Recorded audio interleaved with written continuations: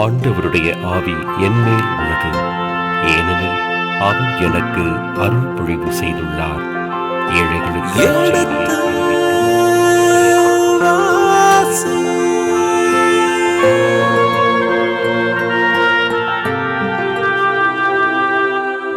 எடுத்து வாசி.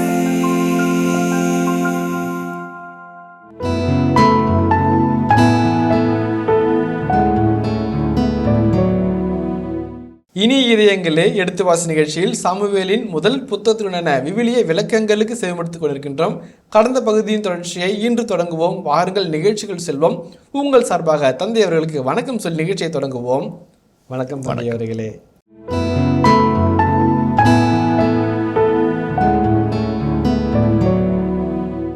முப்பத்தி ஒரு வசனங்களை நாம் கடந்து வந்திருக்கிறோம். 30ஆம் அதிகாரத்தில் முத்தான வசனங்கள், போர்கள், கொள்ளைப்பொருள் கொள்ளடிக்கப்படுவது, மனம் சோர்வது, இப்படிப்பட்ட ஒரு சில சின்ன சின்ன செய்திகளாக இருந்தாலும் கூட அவற்றுக்கூட இருக்கின்ற ஒரு அழகான இறையியல் நம்ம கட்டி போடுகிற ஒரு அதிகமாக இருக்கிறது.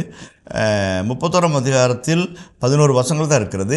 ஆனால் அதுக்கு முன்பாகவே ஒரு அழகான முடிவுரையை ஆசிரியர் தாவீதை பொறுத்த மட்டும் எழுதி வைக்கிறார் என்பது தான் என்ன தோன்றுகிறது. இது முதல் கருத்து. தாவீதை ஒரு கோணத்திலிருந்து பார்க்கின்ற பொழுது கிட்டத்தட்ட ஒரு 8 பண்பு நலன்கள் தாவீதிடமிருந்து வருகிறதாக நான் உணர்கிறேன். ஒன்று ஒன்றா நம்ம பார்ப்போம். அதாவது பாருங்களேன், தாவீதை இணைச்சட்ட வரலாற்று நூலாசிரியருடைய பார்வையில் பார்க்கும்போது அவர் ஒரு தோரா மனிதராக இருக்கிறார்.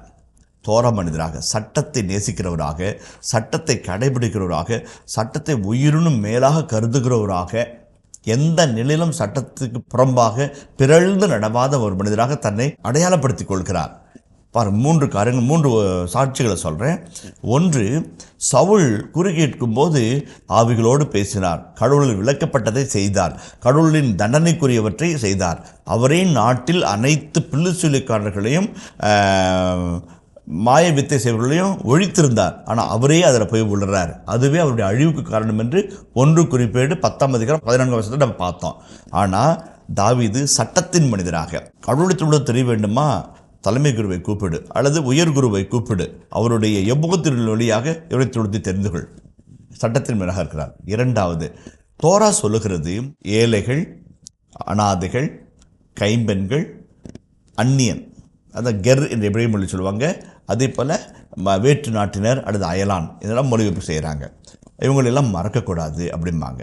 இவங்க கடவுளுடைய அன்புக்கு உரியவங்க, ஏழைகள், அன்புக்குரியவங்க. இவங்களுக்கு உதவி செய்வது கடவுளுக்கு உதவி செய்வது. இவங்களுக்கு உதவ வேண்டியது ஏதோ உங்கள் தர்ம சிந்தனையால் வருகிற ஒரு பரோபகரமான ஒரு தயால உள்ளம் கிடையாது. சாமியினுடைய கட்டளை, நீ உதவித்தான் ஆகணும். ஏன்னா நீ அந்த மாதிரி இருக்குல்ல, நான் உனக்கு உதவணும்னா இப்போ நீ அவங்க இருக்கிற உதவு. எகிப்தில் நீ அடிமையாக இருக்கும்போது நான் உனக்கு உதவணும் இல்லை, அந்நியனாக இருக்கிற உதவனா இருந்தில்ல, எடுபார்ப்பில் உதவனா இல்லை, நீ இப்போ அவங்களுக்கு உதவு. Divine imperative. அப்போ தாவீது அந்த கட்டளை வினைச்சட்ட நூல்களிலும் மற்றும் விடுதலை பயண நூல் 21ஆம் அதிகாரம் சொல்லுகிற, உன் மத்தியில் அந்நியன் ஒருபோதும் உடமையற்று போகவோ உரிமையற்று போகவோ செய்து விடாதே. இப்போ இந்த எகிப்திய அடிமை அமலேக்கியனுடைய வேலைக்காரனுக்கு தயவு காட்டுகிறார், தோராவின் மனிதராக செயல்படுகிறார். 3வது, போரடிக்கும் மாட்டின் வாயை கட்டாதே. இறைச்சட்ட நூல் அழகாக சொல்லுது, ஒரு மாட்டை வச்சு நம்ம போரடிக்கிறோம்னாக்க அது என்ன தின்ற போகுது, அது என்ன தின்ற போகுது, அது வாயை கட்டி வச்சு நெல் புல் மேலே தின்றக்கூடாது, அல்லது வைக்க போல போரடிக்கும் மாட்டின் வாயை கட்டாதே. சம அழகாக சொல்கிறாரு, வேலையால் கூலிக்கு உரிமை உடையவன். இப்போ போரில் கத்தி தூக்கி ரத்த சிந்தி போராடலனா கூட சோறாக்குறவங்க, கத்தி தீட்டுறவங்க, அல்லது உற்சாகம் கொடுக்குறவங்க, தண்ணி கொண்டு தரவங்க, இவங்களும் அந்த போர்க்குள்ள தானே, அவங்களுக்கும் உதவி செய்யணும்ல. அப்போ அவங்களுக்கும் உரிய கூலியும் நியாயமான கூலியும் கொடுக்க மூலமாக சட்டத்தின் மனிதராக இப்போ நிறைய சொல்லிக்கிட்டே போகலாம். இந்த பகுதியில் சவுல் சட்டத்தை பிறழ்ந்தவராக, சட்டத்தை மறந்தவராக, சட்டத்தை மறுத்தவராக சித்தரிக்கப்படுகிறார் பழைய காரணம். இப்போ அதுக்கு மாற்று மனிதராக தாவீது சட்டத்தின் மனிதராக, தோரா மனிதராக, இஸ் தோரா கிங் இல்லைங்களா? அதான் முதலாவது. 2வது, தாவீது தோரா மனிதராக இருப்பதற்கு மனிதநேயமற்றவராக இருக்கிறார். ஒரு வறியவன், ஏழை, அந்நியன், தாராளம், அது தொட்டுக்கோ தொடச்சிக்கன்னு கொடுக்கல, முழு மனதோடு நல்லதை உயர்ந்து கொடுக்க ஒரு நல்ல மனப்பாக்கம். அதே மாதிரி இங்கே அதே மாதிரி யூத பெரியவர்கள், கேனியர்கள் அல்லது ஓர்மா, பொன் சாரோன் இப்போ எல்லா இடத்துக்கும் அவங்க கொடுக்குறார். அப்போ ஒரு நல்ல மனிதநேமிக்க மிகுந்தவராக இருக்கிறார், உறவுக்கு மதிப்பு கொடுக்குறவராக இருக்கிறார். அதே சமயத்தில் படையெடுத்து வராரு, இவங்க போருக்கு வராமல் இருக்கிறாங்க, அவங்களோட இவங்களா வழியில் சென்று முகமன் சொல்கிறார், வாழ்த்து சொல்கிறாரு. தனக்கு மாற்று கருத்து சொன்ன தீயவரும் கயவர்களையும் பார்த்து என் சகோதரர்களைன்னு சொல்கிறாரு இல்லைங்களா. அப்போ இந்த ஃப்ரெண்ட்லி அப்ரோச்சு இதெல்லாமே ஒரு தோரா கிங்குக்கு உரிய ஒரு நல்ல ஒரு அழகான முதல் கருத்து பார்க்குது. இரண்டாவது தாவீது உடன்படிக்கையின் மனிதராக சித்தரிக்கப்படுகிறார். உடன்படிக்கை என்பது என்ன? I am your God, you are my people. நான் உங்கள் கடவுளாக இருப்பேன், நீ என் மக்களாக இருப்பீர்கள். அப்போ தாவீதுடைய ஒவ்வொரு செயல்பாடும் நான் கடவுளுக்குரியவர், இது கடவுளிலிருந்து வந்தது, இது கடவுளால் ஆனது என்கிற அந்த உடன்படிக்கை உறவை உறுதிப்படுத்திக்கிட்டே இருக்கிற ஒரு அழகான ஒரு மனிதராக இந்த பகுதியில் இந்த 30ஆம் அதிகாரத்தில் வலம் வருகிறார். ஆண்டவர் கொடுத்த வெற்றி, ஆண்டவர் கொடுத்த கொள்ளை பொருள் சொல்லுகிறவர், ஆண்டவரின் எதிரிகளிடமிருந்து நாம் பெற்றுக்கொண்ட என்று ஒவ்வொன்றையும் ஆண்டவருக்குள்ளாக கொடுக்கிறார் இல்லைங்களா. அப்போ அந்த கடவுளை முன்னிறுத்துகிறார். அப்போ தனக்கும் இறைவனுக்கும் உள்ள உறவின் வெளிப்பாடு தான் இந்த ஆசீர்வாதங்களை பார்க்கும்போது உடன்படிக்கையின் அழகான ஒரு உறவு மனிதராக இருக்கிறார். அதே போல் செல்வ பெருக்கினால் எல்லா மனிதரையும் இணைத்து அணைத்து பிடிக்கிறது மூலமாக உறவின் மனிதராக, உடன்படிக்கையின் மனிதராக. உடன்படிக்கை சமூகம் என்பது இரு நிலைகள் இருக்கிறது. ஒன்று நேர் சட்டமாக இறைவனும் மனிதனும், குறுக்கு சட்டமாக மனிதரும் சமூகங்களும் இருக்கிறது. இப்போ ரெண்டையும் அழகாக பயன்படுத்த ஒரு உடன்படிக்கை மனிதராக இருக்கிறார். மூன்றாவது தாவீது இறை மனித உறவின் அடையாளமாக இருக்கிறார். இப்போ if you are a man of God, you will love poor. If you are a man of God, you will be gentle. If you are a man of God, you will be kind. If you are a man of God, you will be. அதான் எல்லா இறை அடியார்களுடைய பண்பு நலன்கள். இயேசு தந்தையை நேசினால தந்தையினுடைய இரக்கம், உங்கள் தந்தை இரக்கமாக இருக்கோ அவரும் இரக்கமா, பணிவு கனிவு எல்லாமே அவருடைய. அப்போ தாவீது கடவுளுக்குரியவராக இருந்தால் என் இதயத்துக்கு உகந்தவன் இவன் தான் அப்படின்னால அந்த இதயத்துக்கு உகந்ததெல்லாம் எப்படி அந்த எல்லா பண்புகளும் அடங்கிய ஒரு மனிதராக இப்போ கடவுளுக்கும் மனிதருக்கும் உகந்தவராக இருக்கிறார். இப்போ 13ஆம் அதிகாரத்திலும் சரி அதுக்கு முந்தைய அதிகாரங்களும் என் இதயத்திற்கு ஏற்றவருடைய நான் காட்டுவேன், அவன் அபிஷேகம் செய் அப்படிங்கிறாரு. உன்னை விட வல்ல சிறந்த என் விருப்பப்படி நடக்கிற ஒருவன். அப்போ தாவீதை என்னுடைய அன்புக்கும் என்னுடைய இதயத்திற்கும் என்னுடைய எண்ணத்திற்கும் ஏற்ற ஒரு மனிதராக இந்த பகுதி சுட்டி காட்டுகிறது. மூணாவது தாவீது கொள்ளை பொருட்களை பகிர்ந்து கொடுக்கிறாரு, ஆசையாக அடுப்புகிறேன்னு சொல்கிறாரு. யார் செய்வா? Messianic king. அது யோவான் இந்த நற்செய்தி பற்றி பேசும்போது கடவுளின் மீட்பை பற்றியும் கடவுளின் விண்ணக பரிசை பற்றியும் பேசும்போது எஸ்கட்டாலஜியை பற்றி பேசும்போது எதிர்நோக்கி பேசும்போது சொல்லுவாங்க ஆல்ரெடி நாட்டெட் என்பாங்க. ஆல்ரெடி நாட்டெட். அப்போ ஆல்ரெடி நாட்டெட்னா என்ன? சாமி உங்களுக்கு ஒரு 50 லட்சத்துக்கு செக் எழுதி கையெழுத்து போட்டு கையில் கொடுத்துட்டாரு ஆல்ரெடி. நீங்கள் என்ன பண்ணணும்? நீங்கள் அதை என்டோஸ் பண்ணி பேங்க்கில் போய் கொடுத்து காசாக மாற்றிக்கணும். ஆல்ரெடி நாட்டெட். சின்ன எக்ஸாம்பிளாக சொல்கிறோம். அதே போல் தாவீது அரசர் இல்லை, இன்னும் அபிஷேகம் செஞ்சுட்டாங்க, அரியணையில் மக்கள் இல்லை, நடுவுடைய இருக்கிறாரு. ஆல்ரெடி நாட்டட், ஆல்ரெடி கிங்கை போல் அவர் நடந்துக்கிறார். ஒரு அரசனுக்குரிய பெருந்தன்மை, அரசனுக்குரிய உறவுநிலை, அரசனுக்குரிய மாண்பு, அரசனுக்குரிய தகுதி நிலைகள் எல்லாமே அவர்கிட்ட இருக்குது. அப்போ இவரை விட வேறு யாருங்க என்று கேட்காமல் ஆசிரமை பார்த்து கேட்கிறார்.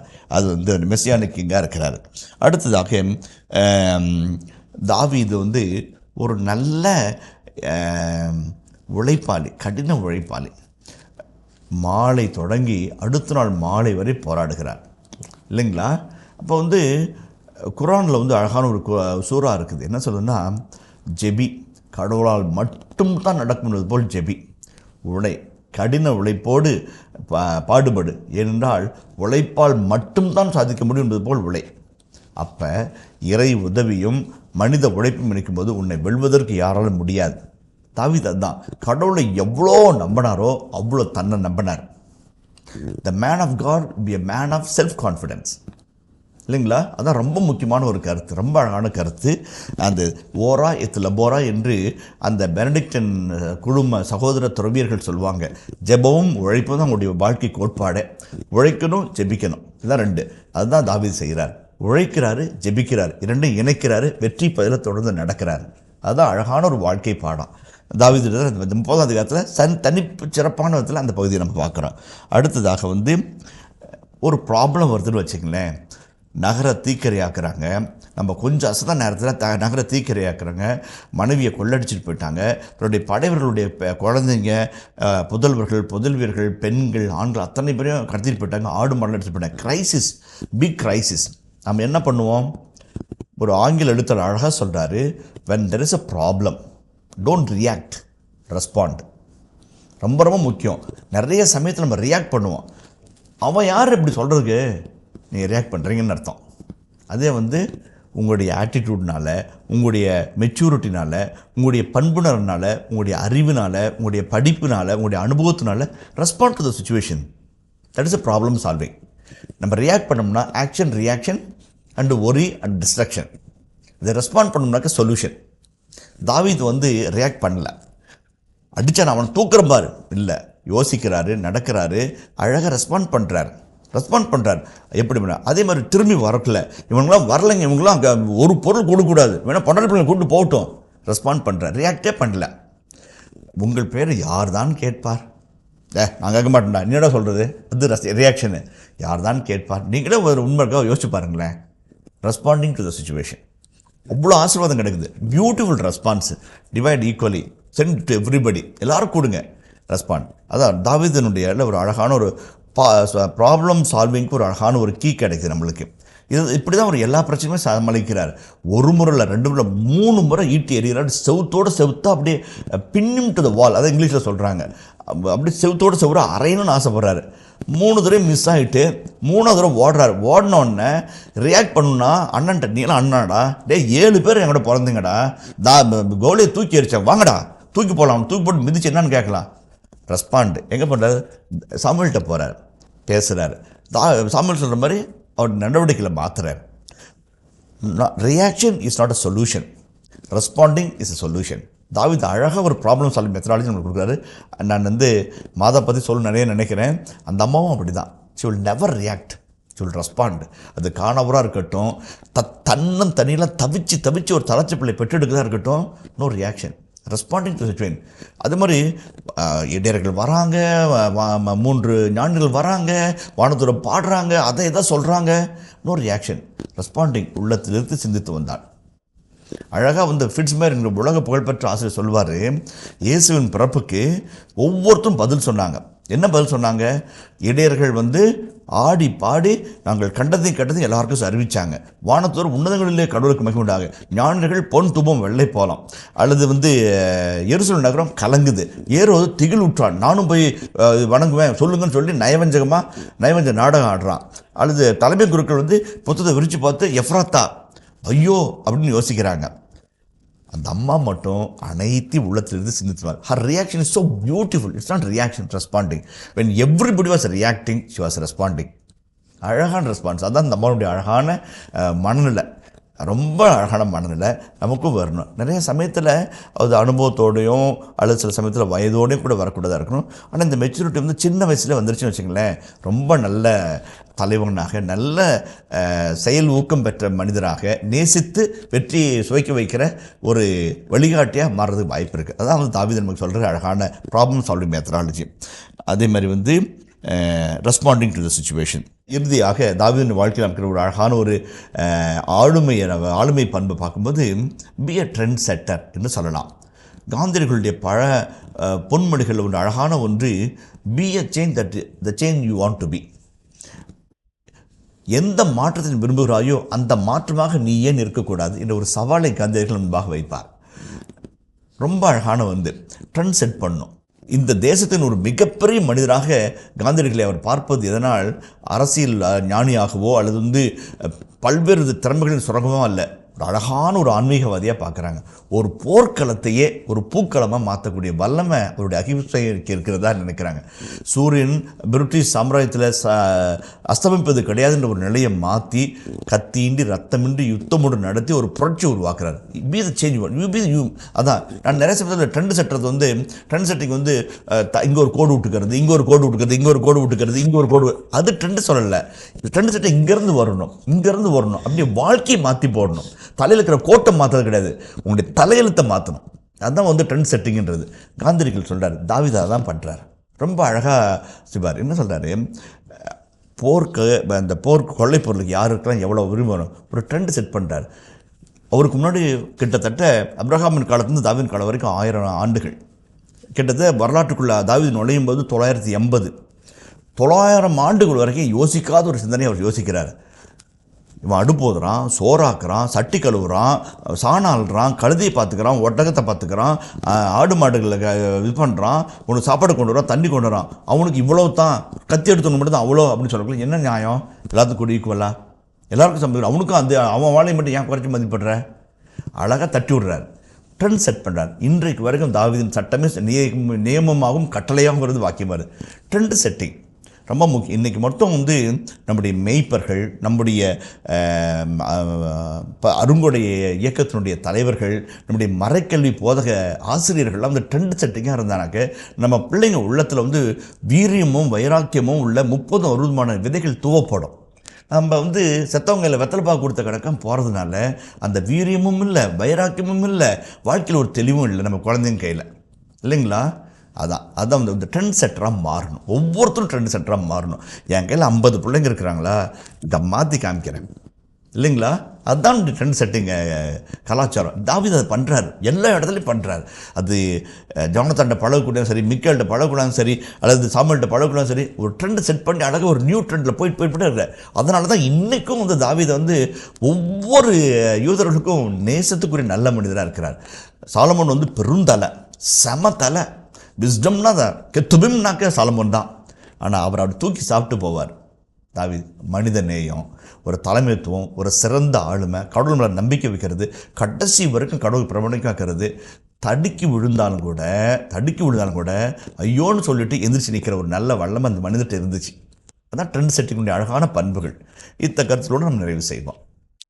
தந்தையர்களே, தமிழில் ஒரு பழமொழி இருக்குல்ல,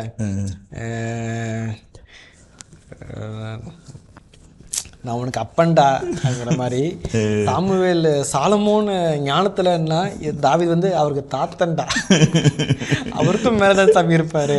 அழகாக இருந்துச்சு சாமி, எல்லாமே அழகாக இருந்துச்சு, விளக்கங்கள் நன்றாக இருந்தன, வாழ்வியல் படங்கள் மிகவும் சிறந்ததாக இருந்தது. நன்றி தந்தை அவர்களே. இனி இது என்கிற இதுவரை நாம் சாமுவேல் முதல் புத்தகத்தின் 30ஆம் அதிகாரத்திற்குண்டான விவிலிய விளக்கங்களுக்கு செவிமடுத்திருக்கின்றோம். இனி இந்த பகுதியின் இறை வசனங்களுக்கு செவிமடுப்போம். சாமுவேல் ஆகமம் முதல் நூல், அதிகாரம் 30. 3ஆம் நாள் தாவீதும் அவர் தம் ஆள்களும் சிக்லாகை அடைவதற்குள் அமலேக்கியர் நெகேபு, சிக்லாகு ஆகிய பகுதிகளை கொள்ளையடித்தனர். சிக்லாகை தாக்கி தீக்கிரையாக்கினர். அங்கிருந்த பெண்கள் மற்றும் சிறியோர் பெரியோர் அனைவரையும் சிறைப்பிடித்து ஒருவரையும் கொன்றுவிடாமல் அவர்களை கூட்டிக் கொண்டு தங்கள் வழியே சென்றனர். தாவீதும் அவர் தம் ஆள்களும் நகருக்கு வந்தபோது அது நெருப்பினால் அழிக்கப்பட்டிருப்பதையும் தங்கள் மனைவியர், புதல்வர் மற்றும் புதல்வியர் சிறைப்பட்டிருப்பதையும் கண்டார்கள். அப்பொழுது தாவீதும் அவருடன் வந்த மக்களும் வலிமையுள்ள மட்டும் ஓலமிட்டு அழுதனர்.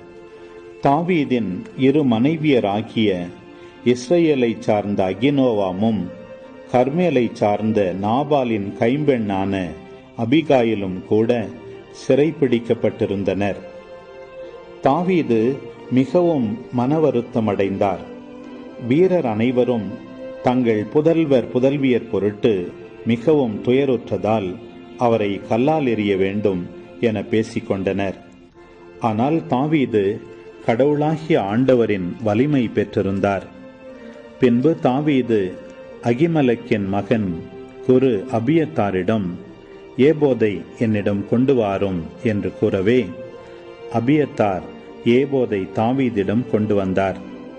அப்பொழுது தாவீது, நான் கொள்ளை கூட்டத்தாரை பின்தொடரட்டுமா, நான் வெற்றி கொள்வேனா என்று ஆண்டவரிடம் வினவினார். அதற்கு அவர், பின்தொடர், நீ வெற்றி அடைவது உறுதி, சிறைப்பட்டோரை மீட்பதும் உறுதி என்று பதிலளித்தார். ஆதலால் தாவீதும் அவருடன் இருந்த 600 பேரும் புறப்பட்டு பெசோர் என்ற ஓடைக்கு வந்தனர். களைப்படைந்தோர் அங்கேயே தங்கிவிட்டனர். எனவே தாவீது 400 பேரோடு அவர்களை பின்தொடர்ந்தார். களைப்படைந்த 200 பேர் பெசோர் ஓடையை கடக்க இயலாமல் அங்கேயே தங்கிவிட்டனர். வயல்வெளியில் ஓர் எகிப்தியனை கண்டு அவனை தாவீதிடம் அழைத்து வந்தனர். உண்பதற்கு அப்பமும் குடிப்பதற்கு தண்ணீரும் கொடுத்தனர். மேலும் அவர்கள் அத்திப்பழ அடையின் ஒரு துண்டையும் வற்றலான திராட்சைப்பழ அடைகள் 2ஐயும் அவனுக்கு கொடுத்தனர். அவன் இவற்றை சாப்பிட்ட பின் புத்துயிர் பெற்றான். ஏனெனில் அவன் இரவு பகல் 3 நாளாய் அப்பம் உண்ணாமலும் தண்ணீர் குடிக்காமலும் இருந்தான். தாவீது அவனை நோக்கி, நீ யாரைச் சேர்ந்தவன், எங்கிருந்து வருகிறாய் என்று கேட்டார். அதற்கு அவன், நான் ஓர் எகிப்திய இளைஞன், ஓர் அமலேக்கிய மனிதரின் பணியாள். நான் நோயுற்றதால் 3 நாள்களுக்கு முன் என் தலைவர் என்னை விட்டுவிட்டு சென்றார்.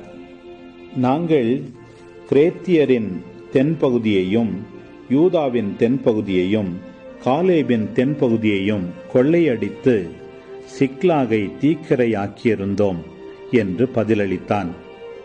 தாவீது அவனிடம், அக்கொள்ளை கூட்டத்தாரிடம் என்னை அழைத்துச் செல்வாயா என்று கேட்க, அவன், என்னை கொல்லவோ அல்லது என் தலைவனிடம் என்னை ஒப்புவிக்கவோ மாட்டீர் என்ற ஆண்டவர் பெயரால் எனக்கு ஆணையிட்டு கூறுங்கள்.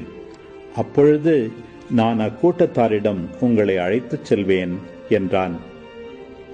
அவ்வாறே அவன் தாவீதை அழைத்துச் சென்றபோது, இதோ தாங்கள் பெலிஸ்தியர் நாட்டினின்றும் யூதா நாட்டினின்றும் கொண்டு வந்த மாபெரும் கொள்ளை பொருள்களை முன்னிட்டு அவர்கள் வெளியில் கும்பல் கும்பலாய் உண்டு குடித்து நடனமாடிக் கொண்டிருந்தனர்.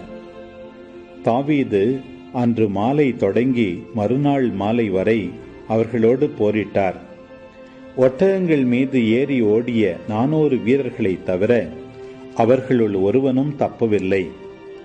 அமலேக்கியர் கொண்டு சென்ற எல்லாவற்றையும் தாவீது மீட்டதுடன் தம் மனைவியர் 2 விடுவித்தார். அவர்கள் சிறை பிடித்தவருள் சிறுவரோ முதியவரோ புதல்வரோ புதல்வியரோ எவரும் விடுபடாமல் அவர் மீட்டார். கொள்ளை பொருள்களில் அனைத்தையும் தாவீது மீட்டு கொண்டு வந்தார். ஆடு மாடுகள் எல்லாவற்றையும் தாவீது கைப்பற்றினார். அந்த கால்நடைகளை தாவீதுக்கு முன் ஓட்டி வந்த மக்கள், இது தாவீதின் கொள்ளை பொருள் என்றனர். பின்பு களைப்பு மிகுதியினால் தாவீதை பின்தொடராமல் பெசோர் ஓடை அருகே தங்கிவிட்ட 200 பேரிடம் தாவீது வந்தார். அப்போது அவர்கள் தாவீதையும் அவரோடு இருந்த மக்களையும் சந்திக்க எதிர்கொண்டு சென்றனர். தாவீது அம்மக்களை நெருங்கிய போது அவர்களுக்கு நல்வாழ்த்து கூறினார். ஆனால் தாவீதோடு சென்றவர்களில் இருந்த தீயவர் மற்றும் கயவர் எல்லாரும், அவர்கள் நம்முடன் வராததால் நாம் மீட்டு கொண்டு வந்த கொள்ளை பொருள்களில் ஒன்றும் அளிக்க மாட்டோம். அவர்களுள் ஒவ்வொருவனும் தன் மனைவியையும் பிள்ளைகளையும் மட்டும் அழைத்துச் செல்லட்டும் என்றனர். அதற்கு தாவீது, என் சகோதரர்களே, ஆண்டவர் நமக்கு அளித்துள்ளவற்றிலிருந்து இப்படியெல்லாம் நீங்கள் செய்யக்கூடாது. அவரே நம்மை காப்பாற்றி நமக்கெதிராக வந்த கொள்ளை கூட்டத்தினரை நம் கையில் ஒப்படைத்தார். இதன் பொருட்டு நீங்கள் சொல்வதை யார் கேட்பார்கள்? ஏனெனில் போரிடச் செல்வோரின் பங்கு எவ்வளவோ அதே அளவுதான் போர்ப்பொருள்களை காத்தவரின் பங்கும் இருக்கும். இருவரின் பங்கும் சமமாகவே இருக்கும் என்றார். இந்த முறையை இன்று வரை உள்ளது போல் இஸ்ரவேலர் பின்பற்றும்படி தாவீது நியமமும் கட்டளையுமாக ஏற்படுத்தினார். தாவீது சிக்லாகுக்கு வந்தபோது கொள்ளை பொருள்களின் ஒரு பகுதியை யூதாவின் பெரியோர்களான தம் நண்பர்களுக்கு அனுப்பி வைத்து கூறியது, இதோ ஆண்டவரின் எதிரிகளிடமிருந்து கொள்ளையடிக்கப்பட்ட பொருள்களுள் ஒரு பகுதியை உங்களுக்கு என் அன்பளிப்பாய் அனுப்புகிறேன் என்றார். பின்வரும் தம் நண்பர்களுக்கு அவர் அனுப்பினார். பெத்தேல், ராமோத்தின் தென்பகுதி, யாத்தீர் ஆகியவற்றில் இருந்தோர், அரோயேர், சிப்மோத்து, எசுத்தமோகு ஆகியவற்றில் இருந்தோர், ராக்கால், எரகுமவேலரின் நகர்கள், கேனியரின் நகர்கள் ஆகியவற்றில் இருந்தோர், ஓர்மா, பொராசான், அத்தாகு ஆகியவற்றில் இருந்தோர், எபிரோனில் தாவீதும் அவர் தம் ஆள்களும் நடமாடிய எல்லா இடங்களிலும் இருந்தோர். இதயங்களே எடுத்து வாசி நிகழ்ச்சியில் சாமுவேலின் முதல் புத்தகத்துடனான விவிலிய இறை வசனங்களுக்கு செவிமடுத்துக் கொண்டிருக்கின்றோம். இதன் தொடர்ச்சியை மீண்டும் அடுத்த பகுதியில் பார்ப்போம். அதுவரை இணைந்திருங்கள். இயேசுவுக்கே புகழ், இயேசுவுக்கே நன்றி, மரியே வாழ்க. வேற்று உலகில் வாழ்கிற மரித்த ஆவியை எழுப்பி அவரோடு உரைவாடி என்ன ஆகும் ஏதாகும் என்று கேட்ட நிலையில சாமுவேல் எந்த இறைவாக்கை சொன்னாரோ இறந்த நிலையிலும் உரைத்த உரைவாக்கு இங்கே நிறைவேறுகிறது. இப்போ இந்த இடத்துல ஐயோ சவுலுக்கு இப்படியா என்ற ஒரு ஆதங்கத்தை மனதிற்குள் வரவிடக்கூடாது என்பதற்காக அந்த முடிவை சொல்லிவிட்டு வர்ணனை துவங்குகிறார்.